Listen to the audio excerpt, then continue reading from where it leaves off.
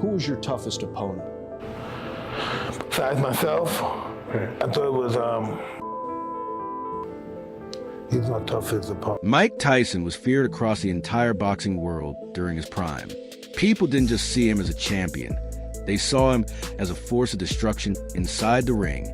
His speed, explosive power, and savage aggression made opponents terrified before the first bell even rang. Tyson destroyed some of the biggest names in heavyweight boxing with brutal knockouts that shocked fans around the world. But despite being called the baddest man on the planet, Tyson still faced fighters who tested him mentally and physically like no one else ever could. 5 seconds remaining, so he will get through this one. Then I watched this tape from a friend of mine told me to watch this, and I hit him with 17 punches, flat on the face, and he went down, but it was 17 punches. 17 punches, flat, all of them hard as can be. And the last one he just passed out, but Years later, Mike Tyson revealed that Pinklon Thomas was one of the toughest opponents he ever fought in his career. Tyson admitted that during the fight, he landed 17 clean punches directly to Thomas's chin, but somehow Thomas refused to fall. The toughness and resilience shocked Tyson himself, because most fighters would have collapsed instantly under that kind of punishment. Tyson said Thomas showed unbelievable heart, determination, and durability inside the ring, proving why some fighters become legends even in defeat. For a couple of days, I was saying, God, that's my toughest fight. He took 17 on the chin. There was a particular... Tyson explained that he threw everything he had at Pinklon Thomas with full aggression and knockout intentions. Every combination was designed to end the fight quickly, but Thomas continued surviving round after round. Even while taking massive punishment, he kept standing strong and fighting back with courage. Tyson eventually managed to break him down and score the knockout, but the battle stayed in Tyson's memory for years because very few fighters could absorb that level of punishment and continue moving forward without fear. Serious trouble, and down he goes. Pinklon Thomas later shared his own honest opinion about Mike Tyson and his rise to fame in boxing. Thomas claimed Tyson was heavily protected throughout his career and surrounded by powerful people who always helped him recover whenever problems appeared. He admitted Tyson was dangerous and talented, but he didn't completely agree with people calling Tyson the greatest heavyweight of all time. According to Thomas, Tyson benefited from strong backing, media attention, and protection that many other fighters never received during their careers. What was he like first as a fighter? Was he on the path for all-time greatness? No. Well, when I say it like no, I mean like what Tyson was sheltered. He was guarded. He had people around him who, kept him under wraps. His rudeness, his shrewdness, his disrespect was never displayed. It was always a cover. That's the bottom line. I say it in his face to anybody else. I can remember having a press conference about the fight me and Mike was gonna fight. And Robin Givens there, he had just hooked up with her, and we was having our press conference, and we was talking. They was talking, and Don King had both our hands up, and I stuck my glove in his face, and I told him when I pulled his left hand jab back, I'm gonna snatch that gold out of your mouth. And he used the F word and told me, F you pink, like suck mine,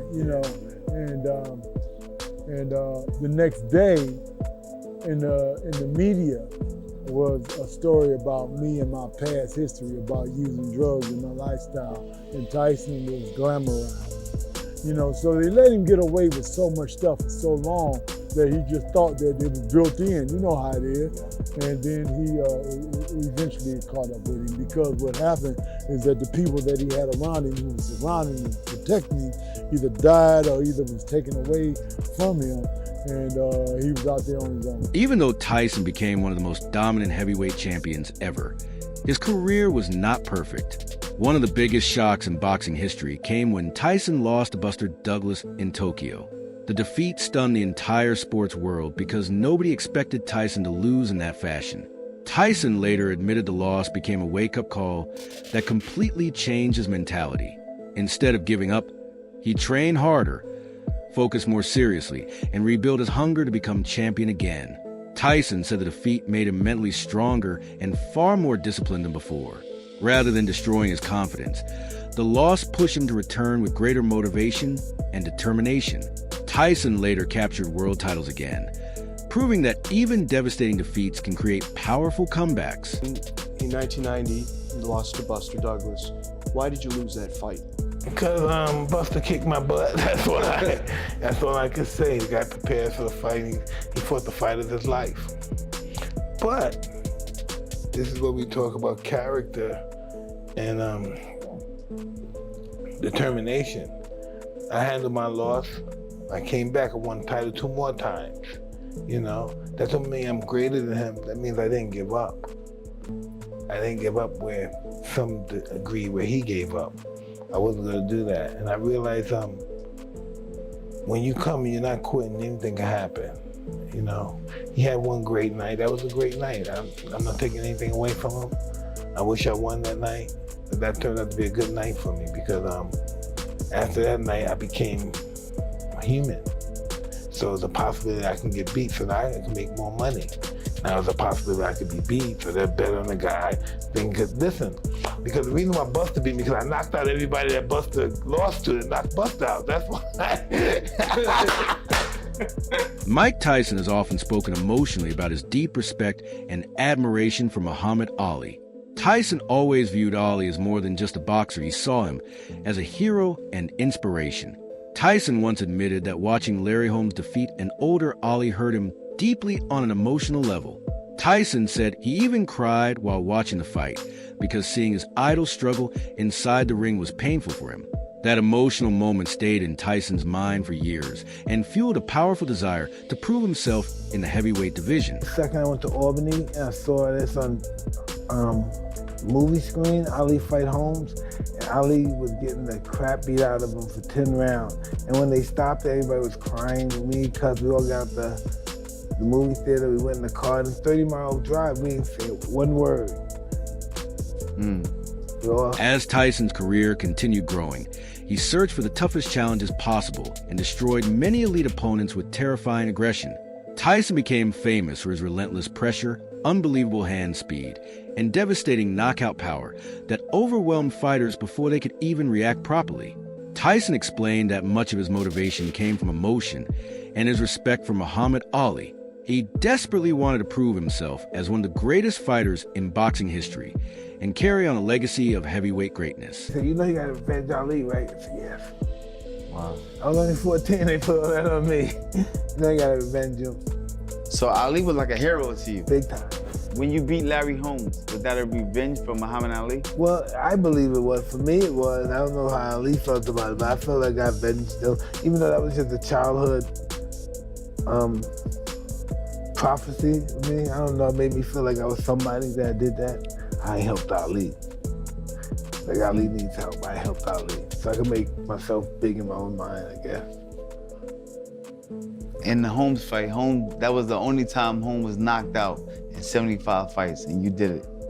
Yeah, but Holmes was an older guy, and after he fought me, he fought around 20 other fights, and he did real well. He fought Holyfield, he fought Tyson later admitted that when he stepped into the ring against Trevor Berbick, he carried more than ambition and championship dreams.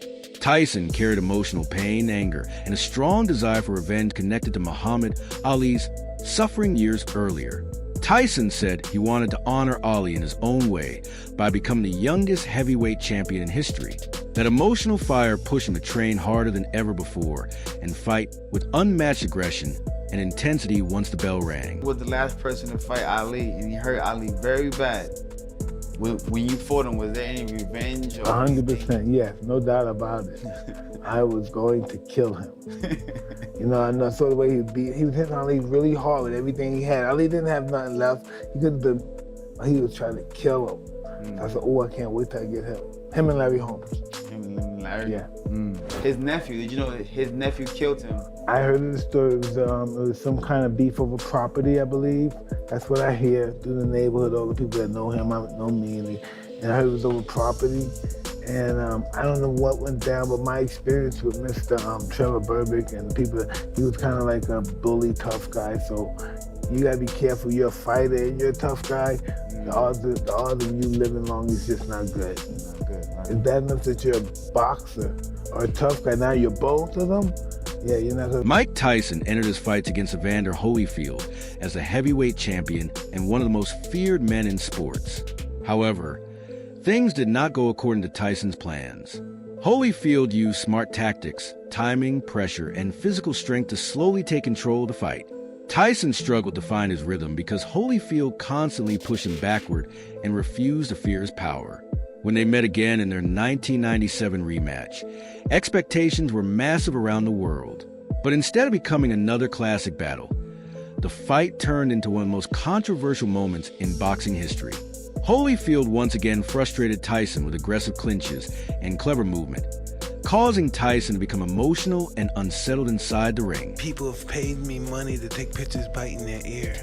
I recouped my $3 million I was penalized for. Wow. Wow, Mike. Yeah. That's a crazy. trip. That's crazy. Why would you want me to take a picture biting your ear? That's just crazy. That's crazy. They pay you for it. $250. I mean, it's gotta be 2,000 people. It's gotta be one of the most crazy. iconic moments in Do fighting. people take pictures? They want to bite your ear or anything? Well, you know, they asked. I said, no, I don't. I said, I don't want to remember for that. You know. Yeah. I forgave him. I said, yeah, I forgave him. Then came the shocking moment that stunned millions of fans watching around the world. During a clinch, Mike Tyson suddenly bit Evander Holyfield's ear in one of the most unbelievable incidents ever seen inside a boxing ring. The crowd exploded in confusion, while officials struggled to understand what had just happened in front of them.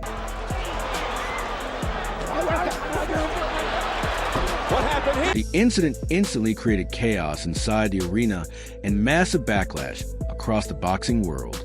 Tyson was disqualified from the fight, heavily fined, and suspended because of his actions. Fans, analysts, and fighters everywhere debated the moment for years afterward. The ear bite became one of the most infamous controversies in sports history and continues to be replayed and discussed decades later whenever people talk about boxing's craziest moments. I knew if Mike Tyson do it, I could do it. So when Mike Tyson whooped everybody, people tend to make up excuses. Mm-hmm. Now Mike Tyson is a small person. Right. I'm telling you, he hit hard, but he got short arms. Right. And so I seen Mike whipping people that 6'4", 6'5", 6'6".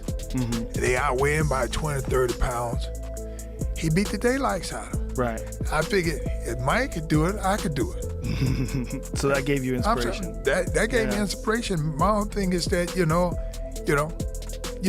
I actually, for the cruiserweight division, I kind of went through that. And what's the next goal? Is to go up. And I chose to do it. And a lot of people say, hey, you crazy. Well, you have to be a little of that to be in this anyway. Many people saw the bite incident as a complete breakdown of Tyson's emotions during an intense, high-pressure fight. The controversy overshadowed the incredible skill both fighters had displayed earlier in the match. Despite suffering the injury, Evander Holyfield showed tremendous toughness and composure by continuing the fight. His calm reaction under extreme pressure earned him enormous respect from boxing fans and fellow fighters around the world. Because one thing is this, like, I bite my brother all the time. I couldn't whoop him. When she got there, boy, I set them teeth in him. By the time he I got to get to my mom before he catch me. Though, cause my mom, he gonna kill me if I don't get to my mom. I get there. My whole thing. This is how I realized that he just went out. My whole thing is that, I knew I could whoop my brother, but then he get me in a headlock. He won't. Man, I would bite him, and when I bite, ain't nothing like them teeth, man. They the perfect thing to make somebody scream and make them. Oh! But by the time they doing that, you got to know you got to. For Mike Tyson, the ear bite controversy became one of the defining moments of his career.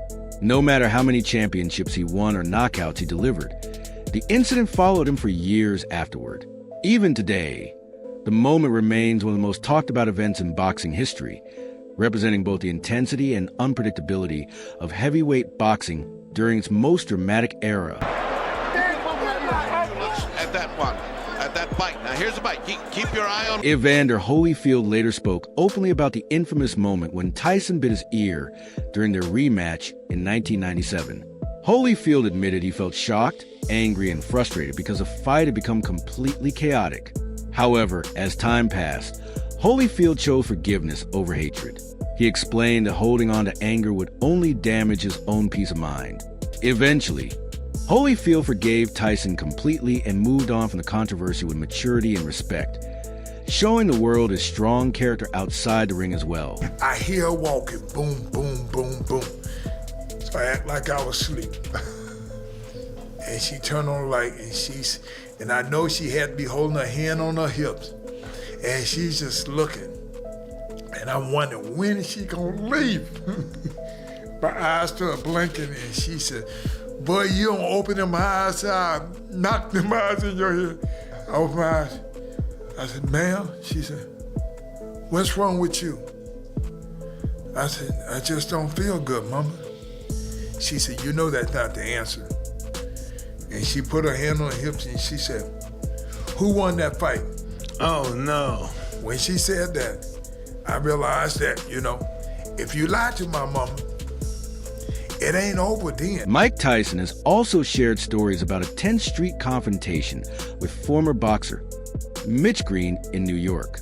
Tyson described it as one of the few real-life fights outside the ring that truly tested him physically and mentally.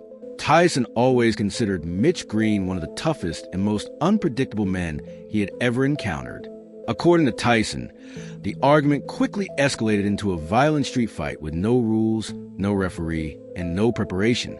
Tyson later admitted the situation felt raw, chaotic, and dangerous compared to a professional boxing match. He respected Green's aggression, toughness, and fearlessness during the confrontation. He the baddest. That was a big mistake believing that. So what happens? I forgot. You forgot what happened? Life is so dope, he forgot when he beat us up. It happens. But it was the most famous story in New York City because these were our two underground vicious and they I never looked at myself that way. I thought I was a good kid. What the you talking about? Good kid, Mad City. Oh, yes, bad city, right? Oh, you didn't know how they thought about you, Mike? Yeah, I know. That's what I want to understand. That's it for today's video. Stay tuned for more powerful boxing stories, legendary fight moments, and unforgettable interviews from a world of combat sports. Until next time, keep supporting the channel and never miss another update.